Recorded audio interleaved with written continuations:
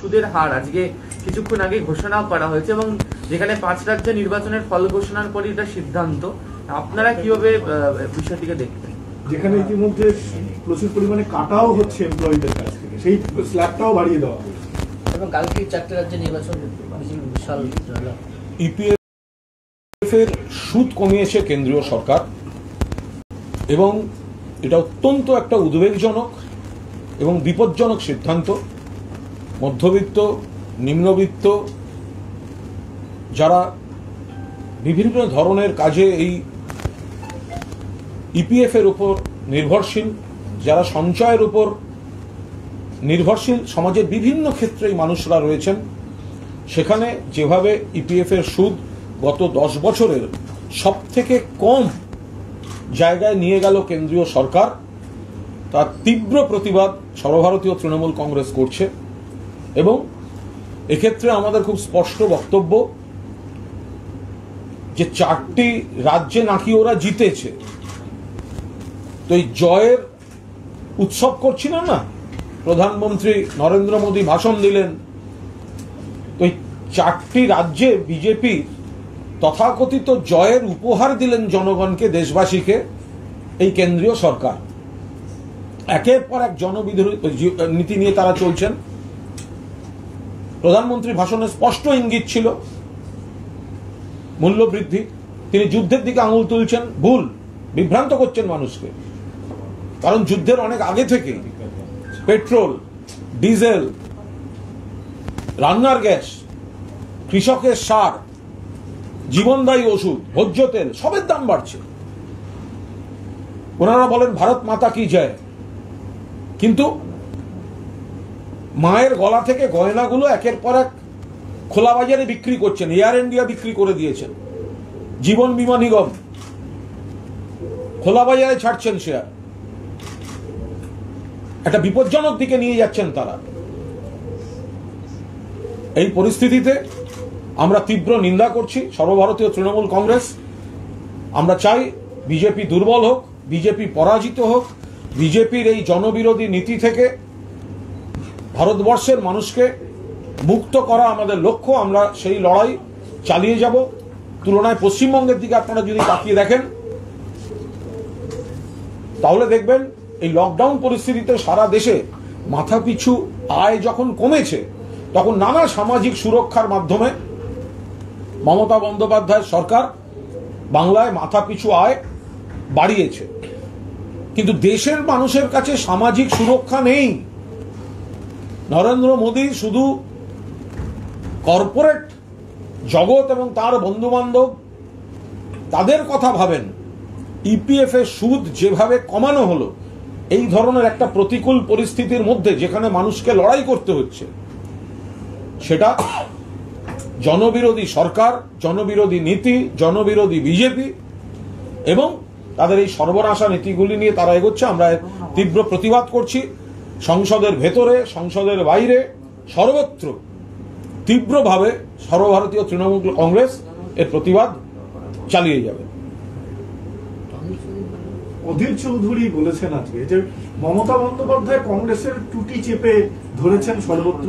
গোয়ার পরিপ্রেক্ষিতে তিনি বলেছেন যে বাড়াভাতে ছাই দিয়েছে কংগ্রেসের, এবং যে কংগ্রেস তাকে আইডেন্টিটি দিয়েছিল সেই কংগ্রেসকে সর্বতভাবে ক্ষতিগ্রস্ত করছেন মমতা বন্দ্যোপাধ্যায়। আমি বলি, অধীর চৌধুরী বিভ্রান্তিকর রাজনীতি করছেন। উনি ওনার নেতৃত্বে পশ্চিমবঙ্গে ওনার দল শূন্যে পৌঁছেছে। মমতা বন্দ্যোপাধ্যায় তৃণমূল কংগ্রেসের জন্ম দিয়েছিলেন কারণ কংগ্রেস সিপিএম এর বিরুদ্ধে লড়াইটা করছিল না। বাংলার মানুষ তাকে মান্যতা দিয়েছেন, তার দলকে স্বীকৃতি দিয়েছেন, এটাই আসল কংগ্রেস, এবং পশ্চিমবঙ্গে তারাই সরকার গঠন করেছেন। আর অধীরবাবু এবং কংগ্রেস যে সিপিএম 55,000 বিরোধী কর্মী, সদস্য, সমর্থকের ওপর সন্ত্রাস, তাদের রক্তাক্ত হাত, তাদের সঙ্গে হাত মিলিয়ে 2016 সালে তারা পশ্চিমবঙ্গে ভোট লড়েছিল। রাহুল গান্ধী, বুদ্ধদেব ভট্টাচার্য একসঙ্গে সভা করেছিলেন। 2021-এ আবার সেই সিপিএম এর সঙ্গে হাত মিলিয়ে অধীর চৌধুরী লড়েছেন। কি উদ্দেশ্য? তৃণমূলের ভোট কেটে, বিজেপি বিরোধী ভোট ভাগ করে বিজেপিকে জিতিয়ে দেয়া। বিজেপির দালাল, বিজেপির এজেন্টের ভূমিকা পালন করেছে সিপিএম আর কংগ্রেস। গোয়াতে কি হয়েছে? গোয়াতে কেন যেতে হলো তৃণমূল কংগ্রেসকে? গতবার নির্বাচনের পর তো কংগ্রেসের এমএলএরা জিতেছিলেন, তো আপনারা তো এমএলএ ধরে রাখতে পারেননি, তারাই তো বিজেপি হয়ে গেলেন। আপনারা তো বিজেপির সরকারটা করলো যারা, তারা তো কংগ্রেসের এমএলএ। আমরা মাত্র 3 মাস চেষ্টা করেছি। এই 3 মাসের মধ্যে 6% ভোট, বামেরা কথা বলছেন, কংগ্রেস কথা বলছে, গোয়ায় 3 মাসের মধ্যে 6% ভোট। যদি জোটের অঙ্ক দেখেন 12% ভোট। অত ভোট আপও পায়নি। বামেদের দেখুন, কংগ্রেসকে দেখুন, বিহারে কি হয়েছিল? জোট জোট জোট। তেজস্বীর কাছ থেকে একগুচ্ছ জোটের নামে কংগ্রেস আসন নিল, নামমাত্র আসনে কংগ্রেস জিতলো, লাভ হয়ে গেল এনডিএ। কংগ্রেস ফেল করেছে, কংগ্রেস ফেল করছে। আমাদের নেত্রী কখনো বলেননি যে কংগ্রেসকে বাদ দিয়ে চলো। বলেছেন কংগ্রেস তার নেতৃত্বটা ফেল করছে, কংগ্রেস তার দায়িত্ব পালন করতে পারছে না, এবং সেটা তো প্রমাণিত সত্য। আর সিপিএম আর কংগ্রেস পশ্চিমবঙ্গে 16 সাল থেকে হাত মিলিয়ে তারা ভোট কেটে বিজেপিকে জেতাতে চাইছে পশ্চিমবঙ্গে, আর মানুষ প্রত্যাখ্যান করছে, শূন্য পাচ্ছে। তাদের মুখে এ ধরনের কথা মানায় না। অধীরবাবুর আগে কৈফিয়ত দিন, শূন্যে কি করে নামালেন একটা দলকে? মানুষের কতখানি প্রত্যাখ্যান তীব্র হলে একটা দল শূন্যে পৌঁছয়। তারা আত্মসমালোচনা ঠিকঠাক ভাবে করুন। আর আমি এই প্রসঙ্গে যেটা আরেকবার বললাম, আমাদের তীব্র প্রতিবাদ থাকছে ইপিএফ এর সুদ কমানো নিয়ে। আমরা মনে করছি 4 রাজ্যে তাও তথাকথিত জয়, যেখানে আসন কমে যায়। উত্তরপ্রদেশে আসন কমে গেছে, উত্তরাখণ্ডে আসন কমে গেছে। আপনারা ভালো করে ভাবুন, 2021 সালে যদি তৃণমূলের আসন না বেড়ে কমে 160 180 হতো, তাহলে কি বলতেন? সংবাদ মাধ্যম কি বলতো? বিজেপি কি বলতো? সিপিএম কি বলতো? কংগ্রেস কি বলতো? আরে আমরা তো বেড়েছি, আপনাদের সব চেষ্টা সত্ত্বেও আমরা বেড়েছি। উত্তরপ্রদেশে কমেছে, উত্তরাখণ্ডে কমেছে। তো তথাকথিত যে 4টে রাজ্যে বিজেপি জিতেছে, তার জয়ের উপহার ইপিএফ এর সুদ কমিয়ে দিল। এটা জনবিরোধী সরকার, জনবিরোধী নীতি। পেট্রোল, ডিজেল, রান্নার গ্যাস, ভোজ্য তেল, জীবনদায়ী ওষুধ, রাষ্ট্রীয় সম্পদগুলো বিক্রি করা। বলছে ভারত মাতা কি জয়। মায়ের গলা থেকে একের পর এক গয়না খুলে খোলা বাজারে বিক্রি করে দিচ্ছে। এয়ার ইন্ডিয়া বিক্রি করে দিল, এলআইসি খোলা বাজারে নিয়ে যাচ্ছে। সাধারণ মানুষ, মধ্যবিত্ত, নিম্নবিত্ত, সঞ্চয়ের উপর ভিত্তি করে যারা এই কঠিন পরিস্থিতিতে লড়াই করছেন, বেঁচে থাকছেন, তাদের উপর তীব্র আক্রমণ এই কেন্দ্রীয় সরকার আবার নামিয়ে আনলো। সর্বভারতীয় তৃণমূল কংগ্রেস সংসদের ভিতরে, সংসদের বাইরে এ নিয়ে তীব্র প্রতিবাদ চালিয়ে যাবে। তুলনা করবেন বাংলার সঙ্গে। করোনার পরিস্থিতিতে সারা দেশে মাথাপিছু আয় কমছে। সেখানে মমতা বন্দ্যোপাধ্যায়ের নেতৃত্বে পশ্চিমবঙ্গ সরকার নানা সামাজিক সুরক্ষা প্রকল্পের মধ্যে দিয়ে মাথাপিছু আয় এই দুঃসময়েও বেড়েছে। কিন্তু দেশের সরকার, কেন্দ্রের সরকার যদি জনবিরোধী নীতি নিয়ে সামাজিক সুরক্ষার ছাদগুলো সরিয়ে দিতে থাকে, তাহলে এই লড়াইটা জনগণের লড়াই। এই লড়াই তৃণমূল কংগ্রেস নেতৃত্ব দেবে। লক্ষ্য 2024, তৃণমূল কংগ্রেস নেতৃত্ব দেবে। অধীর চৌধুরী খুব আক্রমণাত্মক ভাবে বলেছেন যে মমতা বন্দ্যোপাধ্যায় কংগ্রেসকে বিশ্বাস করে না, এবং আগামী সময় এমন একটা সময় আসবে, দিন আসবে, মমতা বন্দ্যোপাধ্যায়কে কংগ্রেসের কাছে যেতে হবে। আমি একটা কথা বলছি, কংগ্রেস এই মুহূর্তে প্রাসঙ্গিক শক্তি নয়, বাস্তবটা ওনারা বুঝুন। 2014 ফেল করেছেন, 2019 ফেল করেছেন, 2016 পশ্চিমবঙ্গ বিধানসভা ফেল করেছেন, সিপিএম এর সঙ্গে হাত মিলিয়েও ফেল করেছেন, 2021 ফেল করেছেন, শূন্যে পৌঁছেছেন, বিহার ফেল করেছেন, একের পর এক রাজ্য, পাঞ্জাব ফেল করেছেন, গোয়ায় এর আগের বার কংগ্রেসের এমএলএরা চলে গেল বিজেপির সরকার গড়তে। জেতা এমএলএদের ধরে রাখতে পারেন না। ফলে কংগ্রেস আগে আত্মসমালোচনা করুক, কংগ্রেস নিজের দিকে তাকাক। কংগ্রেসের প্রাসঙ্গিকতা নেই, কংগ্রেসের নেতৃত্ব ব্যর্থ। যারা পুরনো কংগ্রেসী যে কজন আছেন বিভিন্ন রাজ্যে, তারা সিদ্ধান্ত নিন যে এই ব্যর্থ নেতৃত্বে থাকবেন, নাকি কংগ্রেসের আদর্শে, কংগ্রেসের নীতিতে যারা কংগ্রেস থেকে বেরিয়ে মানুষের কাছে গ্রহণযোগ্য হয়েছেন মমতা বন্দ্যোপাধ্যায়ের মতো নেত্রী, তাদের নেতৃত্বে বিকল্পটাকে তৈরি করবেন। কংগ্রেসকে সেটা ভাবতে হবে। তৃণমূল একবারও বলেনি কংগ্রেসকে বাদ দিয়ে চলো, তৃণমূল বারবার বলছে কংগ্রেস নেতৃত্ব দেওয়ার জায়গা নেই, তারা বারবার ফেল করেছে, তাদের উপর নির্ভর করে ডুবতে হয়েছে। বিজেপিকে সরাতে বিজেপি বিরোধী সব শক্তিকে একজোট থাকতে হবে। আমি একটা কথা বলি, আমরা পরের নিশ্চয়ই আপনাদের প্রশ্নের উত্তর দেওয়ার চেষ্টা করব। আমি গত কয়েকদিন ধরে দেখা গিয়েছে যে এ রাজ্যে তথাকথিত বিজেপি দু একজন নেতা তারা খুব ব্যক্তিগত স্তরে নানা ধরনের আক্রমণ করছেন, যার সঙ্গে বাস্তবের কোনো সম্পর্ক নেই, কিন্তু তাদের উদ্দেশ্য, তাদের বিধেয়, তাদের নিজস্ব অবস্থান, তাদের কাहीं পে নিগাহে কাहीं পে নিশানা, এগুলো সকলের সামনে আসা উচিত। আমাদের সঙ্গে আজকে রয়েছেন সর্বভারতীয় তৃণমূল কংগ্রেসের ত্রিপুরা ইউনিটের ইনচার্জ রাজ্যের প্রাক্তন মন্ত্রী রাজীব বন্দ্যোপাধ্যায়, এবং আমাদের সঙ্গে রয়েছেন পশ্চিমবঙ্গ তৃণমূল কংগ্রেসের অন্যতম সহসভাপতি জয়প্রকাশ মজুমদার। বাস্তব ঘটনাচক্রে তারা দুজনেই খুব কাছ থেকে এই বিধানসভা নির্বাচনের আগে পরে এই তথাকথিত বিরোধী নেতার ভূমিকা তারা খুব কাছ থেকে দেখেছেন। ফলে আজকে এই তথাকথিত বিরোধী নেতা তিনি কোন উদ্দেশ্যে বিজেপিতে গেছিলেন আর নন্দীগ্রামে কি কারচুপি করেছেন, এই বিষয়টা যারা কাছ থেকে দেখেছেন, প্রতিবাদ করেছেন, ভেতরেও আওয়াজ তুলেছিলেন, বৈঠকে দাঁড়িয়ে বলেছেন দলের, তাদের মুখ থেকে আপনারা সরাসরি শুনুন। আমি রাজীবকে বলতে অনুরোধ করছি। আমি প্রথমে আপনাদের বলি যে আপনারা সবাই দেখছেন যে বিরোধী দল এখানে তৈরি হয়েছে, আর বিরোধী নেতার ভূমিকাটা কি এতদিন ধরে যারা বিধানসভা দেখেন তারা যদি লক্ষ্য করে দেখেন যে বিরোধী নেতার ভূমিকাটা শুধুমাত্র মুখ্যমন্ত্রীর বিরোধিতা করা, একদম বিলো দ্য বেল্টে নেমে একদম ব্যক্তিগত কুৎসার পর্যায়ে নিয়ে গেছেন এই বিরোধী দলনেতা। আমি দু একটা ইনসিডেন্ট রিসেন্ট যেগুলো ঘটেছে আমি তার মধ্যে থেকে বলি। প্রথম, আজকে আমরা প্রথম বিধানসভায় দেখলাম যে একদম গড়াপেটা ম্যাচ, অর্থাৎ নাটক করে রাজ্যপাল এবং বিরোধী নেতা দুজনে মিলে নাটক করে, সেই নাট্য রচনা করে বিধানসভাকে কি করে কলুষিত করেছেন আমরা দেখেছি। মানে এমন একটা ঘটনা তৈরি করা হয়েছিল যা বিধানসভায় কোনোদিনও দেখিনি আমরা, যে একদম যাতে সাংবিধানিক সংকট তৈরি করা যায়, বিরোধী বেঞ্চ থেকে আওয়াজ উঠবে, রাজ্যপাল তার ভাষণ দেবেন না, বেরিয়ে চলে যাবেন। অর্থাৎ এই পটভূমিকা রচনা করেছে। এখানে বিরোধিতা মানে শুধুমাত্র গঠনমূলক বিরোধিতা কেউ করছেন না, একদম এমন একটা রাজ্যের সাংবিধানিক সংকট তৈরি করার চেষ্টা করছেন। আমি গতকাল দেখছিলাম উনি বাজেটের উপরে, বাজেট ভাষণ শেষ হয়নি, বাইরে বেরিয়ে গিয়ে তিনি অনেক কথা বলেছেন। আমি কয়েকটা কথা ওনাকে জ্ঞাতার্থে আমি স্মরণ করিয়ে দিতে চাই। উনি পেট্রোল ডিজেলের কথা বলেছেন, একটু আগে কুণালদা বলছিলেন। আমি আপনাদের স্মরণ করিয়ে দিতে চাই পেট্রোলিয়াম মন্ত্রকের স্ট্যাটিস্টিক্স ধরে যে 2018-19 পেট্রোল 148 বার বেড়েছে, ডিজেল বেড়েছে 140 বার, কমেছে মাত্র 4 বার। 2019-20 পেট্রোলের দাম 89 বার বাড়ানো হয়েছে, কেন্দ্রীয় সরকার বাড়িয়েছেন, বিজেপি গভর্নমেন্ট।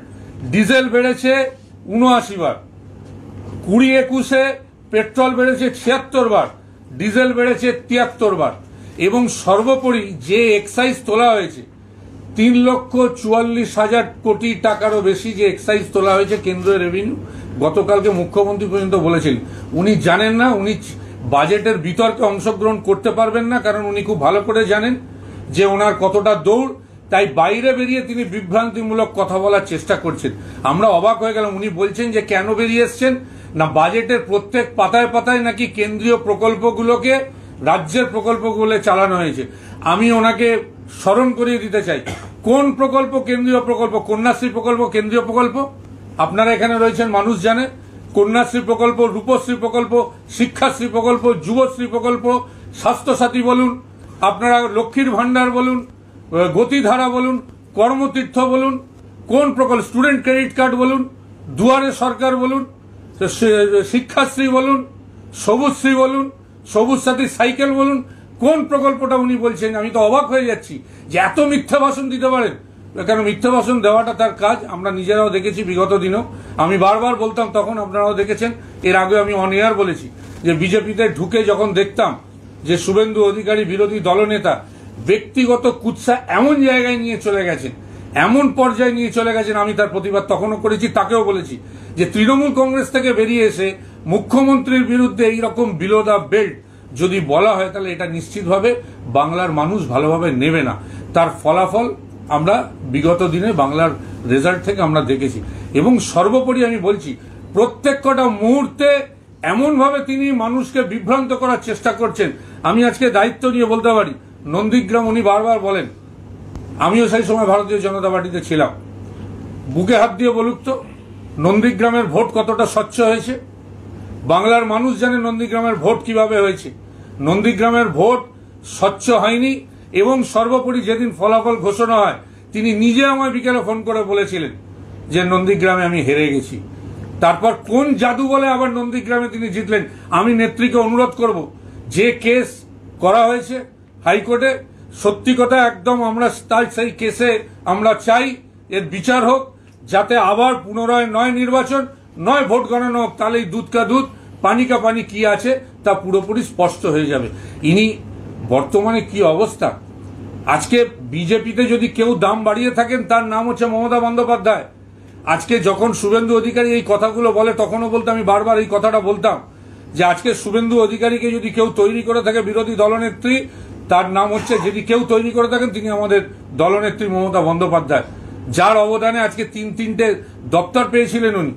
এতগুলো কর্পোরেশন বা নিগম বলতে পারেন, তার সমস্ত দায়িত্বে তিনি ছিলেন। আমি তো এক সময় বলতাম যে সব থেকে যদি রেটিং কেউ বাড়িয়ে থাকে এই বিরোধী দলনেতার, সেটা মমতা বন্দ্যোপাধ্যায় বাড়িয়েছিলেন। আজকে এই বাড়িয়েছিলেন বলে বিজেপিতে গিয়ে দর পেয়েছেন। আজকে বিধানসভায় তিনি সম্মুখীন হতে পারেন না, মুখোমুখি বসতে পারেন না, কথা বলেন কেন্দ্রীয় সরকারের। আমি তাকে বলছি, আগে বলুন তো যে কেন্দ্রীয় সরকার যে 90,000 কোটি টাকা আটকে রেখে দিয়েছে, দিতে বলুন। পেট্রোল ডিজেলের দাম কমাতে বলুন। সর্বোপরি যে 6,000 কোটি টাকা জিএসটি বাবদ আমরা পাবো, সেটা দেয়নি, উল্টে 6,425 কোটি টাকার ঋণগ্রস্ত করে দিয়েছে এই রাজ্যকে। কিচ্ছু দিচ্ছে না কেন্দ্রীয়, সেন্ট্রাল ডেভলিউশন যেটা, সেটা পর্যন্ত দেয় না। এবং এই করতে করতে আজকে বিরোধী দলনেতাকে আমি হুঁশিয়ারি দিলাম, আজকে এই করতে করতে আপনি নিজের ওয়ার্ডে হেরেছেন। নন্দীগ্রাম তো পরের কথা, সেটা আমি আবার বলছি, নন্দীগ্রামে একবার পুনরায় গণনা হোক, তাহলেই প্রমাণ হয়ে যাবেন। নিজের বুথে হেরেছেন, নিজের ওয়ার্ডে হেরেছেন। আজকে বিজেপিকে কোথাও 108টা ওয়ার্ডে কোনো পৌরসভায় আপনি জেতাতে পারেননি। আর বাইরে বেরিয়ে এত বড় বড় কথা আপনি বলছেন, এই কথা আপনার মুখে সাজে না। এবং জেনে রেখে দিন, যে 4টে রাজ্যের নির্বাচন নিয়ে আমি দেখছিলাম সেদিন খুব আনন্দ, আবির মাখছেন এরা। আরে কিসের আনন্দ? যে বিগত নির্বাচন হলো তার ফল দেখুন। 108টা পৌরসভায় সেখানে বামপন্থীদের নিচে নেমে গেছেন। আপনারা ভোট পেয়েছিলেন 38%, সেই ভোট কোথায় এসে দাঁড়িয়েছে দেখেন, 12%-র কাছাকাছি এসে দাঁড়িয়েছে। সুতরাং এই কথা আপনার মুখে সাজে না। এবং আমি দায়িত্ব নিয়ে বলতে পারি, বিরোধী নেতা যে কাজগুলো বর্তমানে করছেন, যদি এই কাজ করেন, আপনারা দেখেছেন 89 সালে মমতা বন্দ্যোপাধ্যায়কে হারানোর ফল দেখেছিল বাংলার মানুষ। সেভাবে কারচুপি করে 89 সালে মমতা বন্দ্যোপাধ্যায়কে লোকসভা থেকে হারানো হয়েছিল। তারপরে সেই মমতা বন্দ্যোপাধ্যায় আজকে কোথায় পৌঁছেছে। আর ঠিক যেভাবে বিরোধী নেতা মুখ্যমন্ত্রীকে একদম পার্সোনাল অ্যাটাকে নিয়ে যাচ্ছেন, যেভাবে বারবার বিলো দ্য বেল্টে অ্যাটাক করছেন, আমি দায়িত্ব নিয়ে বলতে পারি আগামী দিনে বিজেপিকে দূরবীন দিয়ে এই বাংলায় দেখতে হবে। বিজেপিকে মানুষ দেখতে পাবে না, আর এই বিরোধী নেতাকেও আগামী দিনে খুঁজে পাওয়া যাবে না। এটা আমি দায়িত্ব নিয়ে বলতে পারি।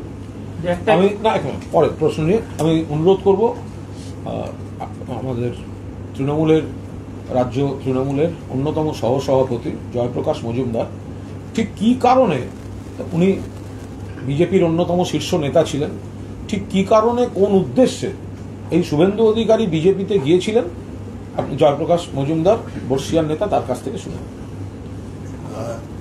আমি রাজীবের শেষ কথাটা ধরেই বলবো যে আপনাদের মনে আছে 2রা মে 2021 বিকেল 5টার সময় বিজেপির হেস্টিংসের রাজ্য দপ্তর থেকে সেই ইলেকশনের ফলাফলের উপরে বিজেপির পক্ষ থেকে আমি প্রেস করেছিলাম। এবং সেই প্রেস, আপনারা প্রেসের যদি এখনো রেকর্ডিং দেখেন, আমি বলেছিলাম যে নন্দীগ্রামে মাননীয়া জিতেছেন, তাকে অভিনন্দন জানাচ্ছি, আমাদের শুভেন্দু অধিকারী হেরেছেন। কারণ সেই খবরই ছিল বিকেল 5টায় রাজীব যেটা বললেন।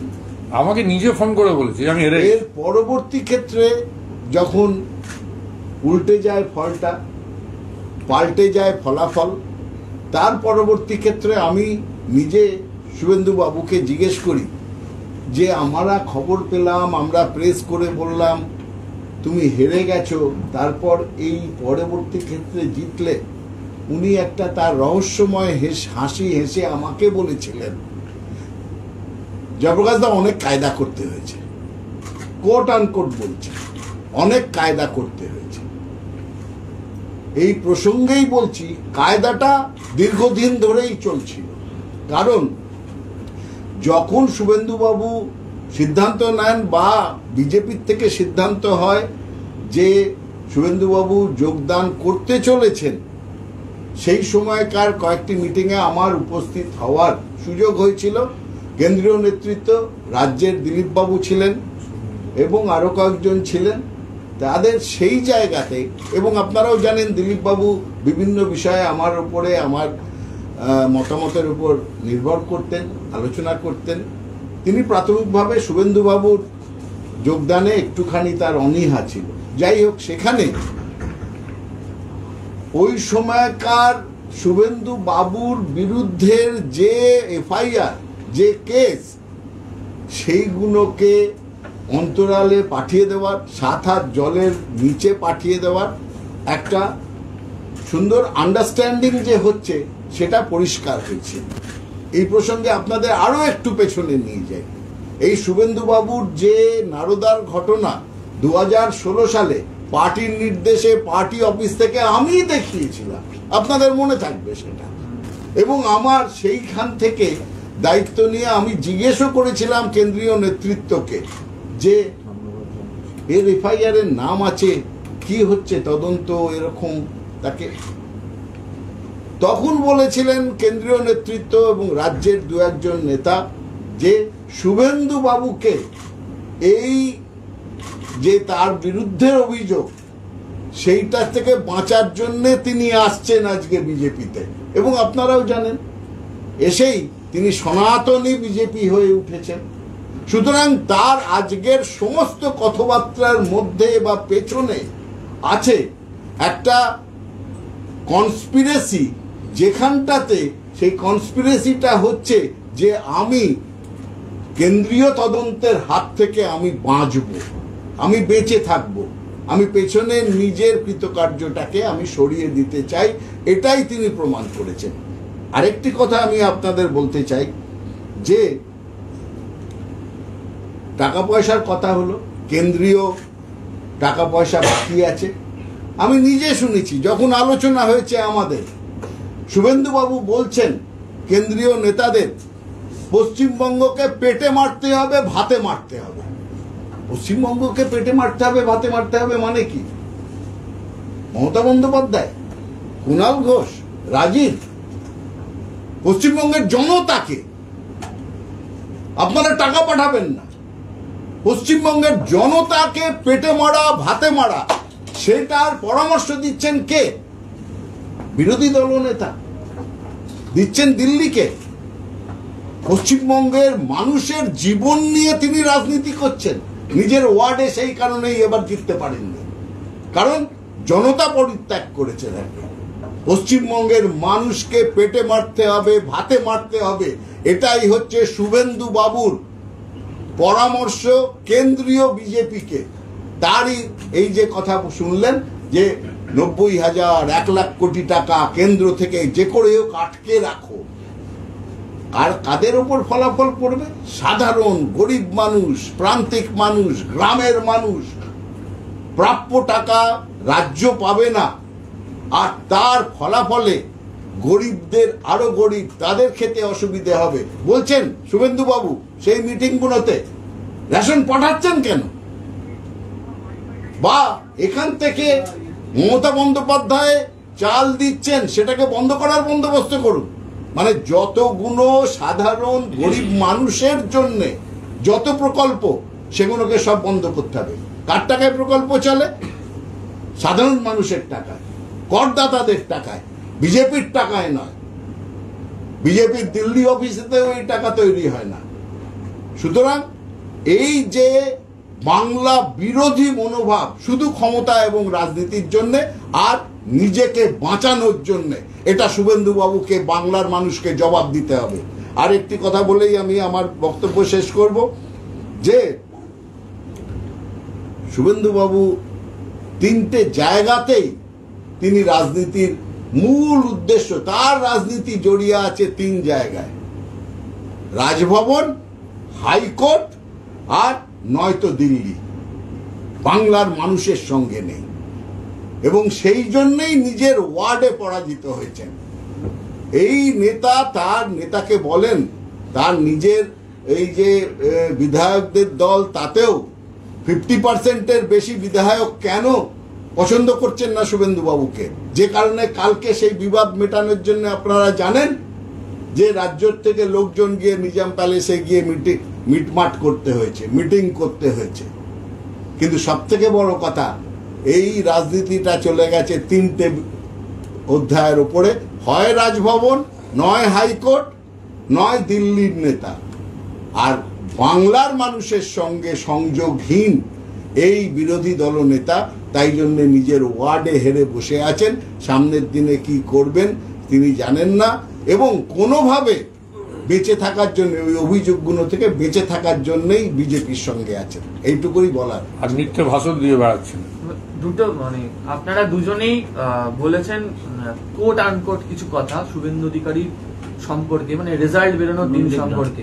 আমাদের শুধু একটাই কোয়েশ্চেন, সেটা হচ্ছে যেহেতু কোর্টে মামলা একটি চলছে, যে কোট আনকোট শব্দ বা কথাগুলো সেটা বললেন, সেটার কোনো তথাকথিত প্রমাণ আপনাদের কাছে থাকবে যেটা আপনারা পেশ করতে পারবেন? বা কোর্ট যদি আপনাদের কাছে, আমি আবার বলছি, আমি এই কথাটা একদম দর্থহীন ভাষায় বলেছি যে উনি নিজে নিশ্চিতভাবে ওনার বিবেকের কাছে প্রশ্ন করুন, উনি রেজাল্ট গণনার দিন কি কথা বলেছিলেন। এবং আমি তো বলছি যে আমরা চাইছি তৃণমূল কংগ্রেস থেকে যে কোর্টে তো ওটা বিচারাধীন বিষয়, আমরাও চাইছি নয় পুনর্গণনা হোক, নয় আর একবার নির্বাচন হোক, তাহলেই প্রমাণ হয়ে যাবে দুধ কা দুধ কোনটা, পানি কা পানি কোনটা। আর একটা বিষয় হচ্ছে যেটা বললে সেটা হচ্ছে যে এটা তো ওই তো এখন মানে এই বিচারটা বা তদন্তটা দেরি করাতে করাতে ঘুরে বেড়াচ্ছে। তো মামলার ঠিক যথাযথ সময়, যথাযথ পর্যায়ে এলে দল ওনাদের সঙ্গে কথা বলে শীর্ষ নেতৃত্ব সিদ্ধান্ত নেবেন আইনি প্রক্রিয়ায় আর কি কি সংযোগ করা যায় কি করা যায় না, সেটা যথাযথ সময় শীর্ষ নেতৃত্ব সিদ্ধান্ত নেবেন।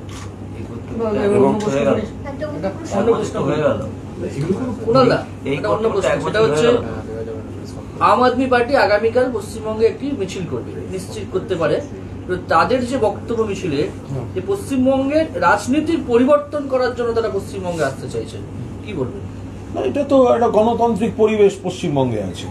এটা তো বিভিন্ন দল, হ্যাঁ, Congress, CPM, BJP, RSP, CPI, Forward Bloc, মার্ক্সবাদী ফরওয়ার্ড ব্লক, সিপিআইএমএল লিবারেশন, বহু দল পশ্চিমবঙ্গে রয়েছেন। তারা মিছিল করেন, মিটিং করেন, তাদের কথা বলেন। অতীতেও আপ করেছেন, আপ করেননি তা তো নয়, অতীতেও করেছেন।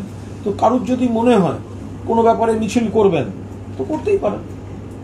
মমতা বন্দ্যোপাধ্যায় বারবার বলেন যে বিজেপিকে হারাতে আঞ্চলিক দল যে যেখানে শক্তিশালী অন্যজন তাকে সাপোর্ট করুক, এই ফর্মুলা কি ধাক্কা খাবে? আমার মনে হয় এখন সেই পর্যায়টাই আসেনি। মানে এখন 2024 যথেষ্ট সময় আছে।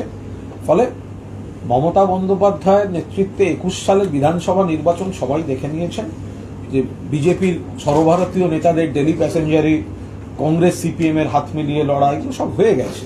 তো এখন পশ্চিমবঙ্গের যতগুলি মোট লোকসভা আসন বা ব্যক্তি যতটা, অনেক রাজ্য থাকে, সেগুলো অনেকটা 2-3টে যোগ করলে পশ্চিমবঙ্গের সমান হবে। তো ফলে সবাই সব জায়গায় সবার মতো করে লড়ছেন। এখন সেই জায়গায় দাঁড়িয়ে শীর্ষ নেতৃত্ব সিদ্ধান্ত নেবেন। মমতা বন্দ্যোপাধ্যায় বা সর্বভারতীয় তৃণমূল কংগ্রেস বলেছে বিজেপিকে হারানোটা মূল লক্ষ্য, জনবিরোধী নীতিগুলোকে বন্ধ করতে হবে। ফলে ধর্মনিরপেক্ষ, প্রগতিশীল, গণতান্ত্রিক বিজেপি বিরোধী দলগুলো যদি এক জায়গায় আসা যায়, তো শীর্ষ নেতৃত্ব নজর রাখছেন লোকসভা নির্বাচনের আগে যথাযথ সময় যথাযথ সিদ্ধান্ত হয়ে যাবে। কেজরিওয়ালের সঙ্গে তো তৃণমূল কংগ্রেসের সম্পর্ক ভালো, বোঝাপড়া ভালো, বিভিন্ন ইস্যুতেও দেখতে পাওয়া গেছে। কিন্তু যদি মানে বাংলার রাজনীতিতে বদল আনতে হবে এই ধরনের বার্তা নিয়ে মিছিল করে, সেটাকে আপনারা কিভাবে? কি আবার হবে কেন বদল করা উচিত না সেটা আমরাও বুঝি না না, যা ঘটনা হচ্ছে কালকে কি করে আগে দেখিনি, এক্ষুনি সব তো আগে থেকে বিরোধী দলনেতা বলেছেন যে 5 রাজ্যে ভোট হলো, কোথাও কোনো পোস্টাল ভায়োলেন্স নেই, কোনো মৃত্যু নেই।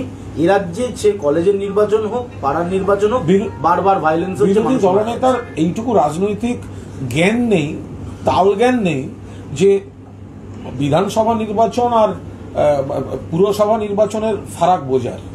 তো যদি আমরা অন্য রাজ্যের পুরসভা নির্বাচন, আগরতলার পুরসভা নির্বাচন, এগুলো যদি আমরা সামনে আনি, তো সেগুলো সেই তর্কগুলো কোথায় যাবে তখন? আমি একটা অ্যাড করে দিচ্ছি। যার আপনার প্রশ্নের উত্তরে আমি একটুখানি বলি যে এই যে কথাটা আপনি বললেন, আপনাকে আমি স্মরণ করিয়ে দিচ্ছি লোকসভা বিধানসভার 4টে রাজ্যের 5টা রাজ্যের ফলাফল ঘোষণা হয়েছে।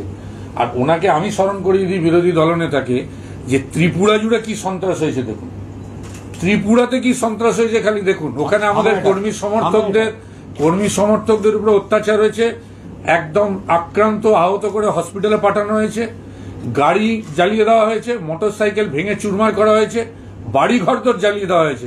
বিরোধী দলনেতা কিছু জানেন না যে ত্রিপুরায় কিভাবে থানা দখল হয়ে যায়, থানার উপরে আক্রমণ হয়। এবং সর্বোপরি যারা এই 4টে রাজ্যের নির্বাচনের ফলাফল নিয়ে অত্যন্ত আনন্দিত, আমি তাদের বলি বিধানসভা লোকসভা অনেক তফাৎ, 2 বছর সময় আছে, তার মধ্যে অনেক ঘুটি সাজানো হবে। আরে উত্তরপ্রদেশে তো কতগুলো আসন কমেছে সেগুলো একটু গুনতে হবে তো। উত্তরপ্রদেশে কতগুলো আসন কমেছে, উত্তরাখণ্ডে কতগুলো আসন কমেছে, গোয়ায় আমরা কি বলেছিলাম যে কংগ্রেস, তৃণমূল, এনজিপি, আপ একসঙ্গে লড়ুক। যদি একসঙ্গে ধরেন তাহলে দেখবেন 39% ভোট আছে, এনডিএর ভোট 33%। যদি কংগ্রেসের মনে হয় তারা একা লড়তে গিয়ে ডোবাবে, তাদের ব্যাপার। তৃণমূল কংগ্রেস 3 মাসে 6% ভোট পেয়েছে। আগরতলা, রাজীব ইনচার্জ, আগরতলায় 3 মাসে 24% ভোট হয়েছে। তো হ্যাঁ, এভারেজ। তো সুতরাং সেই জায়গায় দাঁড়িয়ে প্রিন্সিপাল অপোজিশন হয়েছে, আমি ত্রিপুরার বুকে প্রিন্সিপাল অপোজিশন হয়েছে। আমি একটা কথায় সঙ্গে জুড়তে চাই, কারণ আমি এই সময়টা বিজেপির সঙ্গে সংযুক্ত ছিলাম। গত 2 বছর এই যে সন্ত্রাসের কথা বলছেন, সেখানে আপনারা যদি একটু স্টাডি করে দেখেন, বিজেপির নেতারা দিলীপ ঘোষ, সায়ন্তন বোস, বিভিন্ন অন্য নেতারা, ভারতী ঘোষ ইত্যাদি, তারা সবথেকে বেশি হিংসার কথা বলেছেন এবং প্রকাশ্যে বলেছেন। এবং সেটা দলের মধ্যে হয়েছিল এমন বাতাবরণ তৈরি করো যাতে সারা বাংলাতে একটা হিংসার বাতাবরণ তৈরি হয়। এটা বিজেপির গৃহীত ভেতরকার নীতি ছিল। বলা হয়েছে, তার রিফ্লেকশন এসছে বাইরের এই নেতাদের। এবং আমি এটার দায়িত্ব নিয়ে বলছি, এই নেতাদের যে বয়ান বারবার এসছে, বুকে গুলি করে দেওয়া হবে, মেরে 7 হাত জমির তলায় ঢুকে দেওয়া হবে, কাঁচা বাঁশ কেটে রেডি করে রাখো। এই যে পরিবেশ, বাংলার শান্ত পরিবেশকে অশান্ত করা এবং হিংসার বাতাবরণ তৈরি করা, এটা বিজেপি একটা স্ট্র্যাটেজি হিসেবে নিয়েছিল। সন্ত্রাসের কথা বলে বাংলায় এই অশান্তির পরিবেশের জন্য যদি কেউ দায়ী থাকে, সেটা হচ্ছে, এখন আমি আপনাদের কাছে বলতে বাধ্য হয়েছি, এই যে গৃহীত নীতি এবং তাতে কেন্দ্রীয় সরকারের সম্পূর্ণ সহযোগিতা, এর ফলাফলেই এই ঘটনা হয়েছে। রাজ্য বিজেপি নেতারা তো বারবার প্রধানমন্ত্রীর কাছে দরবার করেছেন যে রাজ্যের ভায়োলেন্সটা অনেক বাড়ছে, মানুষ মারা যাচ্ছে। প্রধানমন্ত্রী আজকে গুজরাটের গোবিন্দনগরে বলেছেন যে প্রত্যেকটা রাজ্যকে ল অ্যান্ড অর্ডারটা ঠিক রাখতে হবে। তিনি খুব চিন্তিত রাজ্যের ল অ্যান্ড অর্ডার নিয়ে। বাংলাকে তিনি বাংলার নাম করে একটাই উত্তর দেবো, উনি গুজরাটের মাটিতে দাঁড়িয়ে কথাটা বলেছেন তো। গুজরাটকে উনি শুধু মনে রাখুন, ওনাকে ওনার প্রধানমন্ত্রী অটল বিহারী বাজপেয়ীকে বলতে হয়েছিল উনি আগে তার রাজধর্ম পালন করুন। যে মুখ্যমন্ত্রীকে নিজের দলের প্রধানমন্ত্রীকে রাজধর্ম শেখাতে হয়, তার মুখে অন্যকে জ্ঞান দেওয়া মানায় না। ভাটপাড়ায় জয়ী তৃণমূল প্রার্থীর ছেলেকে মারধরের অভিযোগে গ্রেপ্তার হয়েছে অর্জুন সিং এর আত্মীয়। সেখান থেকে অনেক বোমাও পাওয়া গেছে। সেখানে এবার অর্জুন সিং এর দাবি হচ্ছে বোমা মজুত করতে জয়ী তৃণমূল প্রার্থীর ছেলেকে ধাওয়া করেছিল জনতা। কি বলবেন? অর্জুন সিং এর কথার উত্তর দেওয়ার কোনো যুক্তি আছে বলে মনে হয় না।